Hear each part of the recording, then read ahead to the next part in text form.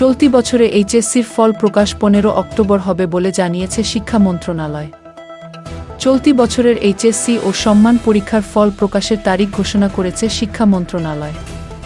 আগামী 15 অক্টোবর বেলা 11টায় ফলাফল প্রকাশ করা হবে।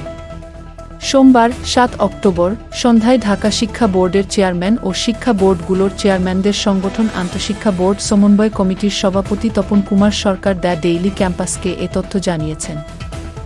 আগেই সিদ্ধান্ত হয়েছে এসএসসি বা সম্মানের পরীক্ষার নম্বরের ভিত্তিতে বিষয় ম্যাপিং হবে মাঝপথে বাতিল করা এইচএসসি বা সম্মানের পরীক্ষার ফলাফল।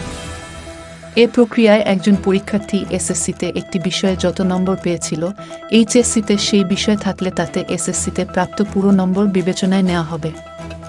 আর এসএসসি ও এইচএসসি এবং সমমানের পরীক্ষায় বিষয়ে ভিন্নতা থাকলে বিষয় ম্যাপিংয়ের নীতিমালা অনুযায়ী নম্বর বিবেচনা করে ফলাফল প্রকাশ করা হবে।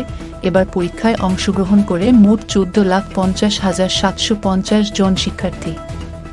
প্রথম দফায় প্রকাশিত রুটিন অনুযায়ী 8 দিন পরীক্ষা হওয়ার পর বৈষম্যবিরোধী ছাত্র আন্দোলনের কারণে সৃষ্ট পরিস্থিতিতে 18 জুলাইয়ের সব পরীক্ষা স্থগিত করা হয়। এরপর 3 দফায় পরীক্ষা স্থগিত করে সরকার। তখনও বাকি বিষয়গুলোর লিখিত এবং ব্যবহারিক পরীক্ষা বাকি ছিল।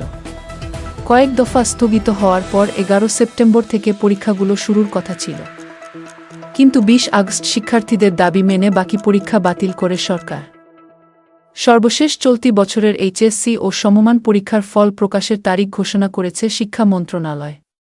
আগামী 15 অক্টোবর বেলা 11টায় ফলাফল প্রকাশ করা হবে জানানো হয়েছে।